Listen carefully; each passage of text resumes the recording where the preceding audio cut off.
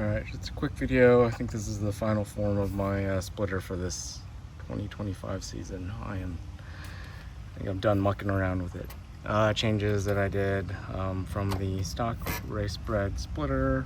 Well, first I ordered the Racebred splitter with a big old diffuser, and for me it was just too much that was cut away from the plywood, and then it made supporting it hard. I put in multiple supports, it was still tough to support. So what I did was I cut a new splitter blade from 1/2" birch, and I coated it with epoxy and painted it. So now that it's solid, it's in much better shape. Also went ahead and put in the support that I had before. This is just it's kind of like I think it's like cable hardware for like fencing.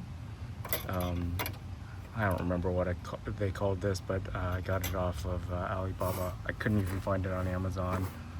It's some weird name there, like fork tension rod or something or other. And then this is a 4mm carbon fiber rod. It's not typical carbon fiber. You can see that it's like all unidirectional. Almost looks like graphite, but it's strong, light, flexible. Also the way that I've got the eyelets here and here, it allows for compression. So if I push it up, there's play, so that this thing's not going to explode if I take a hit from the bottom. One of the things that no one really talks about is what to do with the wheel well liners. I got some extra elevator bolts in stainless, installed it in these 3 locations. Maybe I'll add one more here. But now the wheel well liner's in place. Also trying to seal up, at least to some degree, the big giant gaps where air is just going to rush on by, because the splitter's not going to do nearly as much work if the air travels in on the top and then just rushes by. So that's why I have this garden material here as well, also to direct air up and through the radiator instead of just flowing right out the back. Any resistance that you can add would be a good thing. There's still gaps back there that I haven't sealed up. I don't know what I'll do. Still thinking about it, but I'm also kind of tired of mucking around with it for now. Here was a second support that I had debated putting it in, but I think I will leave it for now. It is reasonably stiff now. Let's see here. Most of the weight, you see people stepping on the front of splitters, which is like kind of an okay test, but that's not realistic. The pressure that the splitter sees is sort of across the entire thing, distributed evenly, not like just in one spot. So if I take my hand and just push hard here, it feels pretty good. It's not moving around a whole bunch anymore, especially at the sides. This isn't instantly in tension. So I think I'm pretty happy with it for now.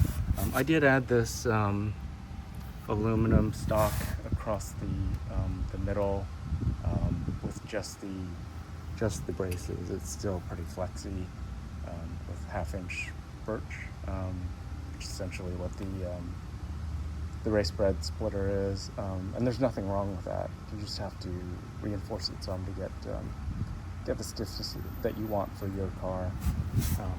So it's a lot more reasonable now. Yep. I probably put like 50 pounds on it. It's not going anywhere, and really you want to make sure that it's stiff enough so that it's not like opening up a whole bunch of gaps and pulling you want it to pull the chassis down instead of pulling just the splitter down and flexing just the splitter. Let's see what else. Get a good look at my setup here. That's kind of what I was talking about back there, if it'll focus. Where there's that garden edging material, it's sort of like blocking the big old gap under the radiator. It's not perfect, but it's, I think, better than it was. And then I just use really, really thick foam to seal this gap here. Haven't figured out what I'm gonna do for the edge, the back edge of the splitter here. I might just put a aluminum angle iron like this, which will just help kick air up and out of the way, kind of like a spat. But I don't know. I made a little bit of a mistake and angled this, so running a spat is a little bit harder. It would have made more sense if I'd butt this straight.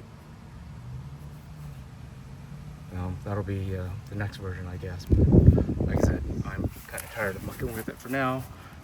I think this will be good enough for the car in its current form. I don't make that much power. It's basically stockish power. I do have a JDL header, exhaust, all that stuff, and it feels pretty good on track. All right, that's it.